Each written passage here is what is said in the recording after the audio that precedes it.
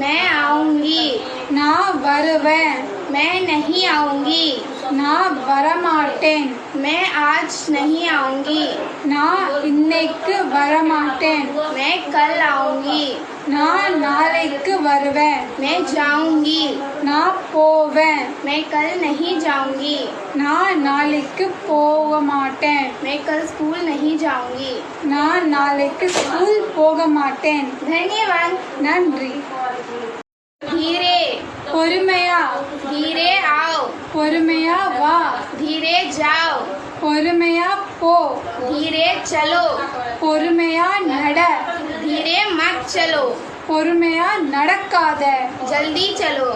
சீக்கிரமா நட. धन्यवाद। நன்றி. आप लंच लेकर आओ।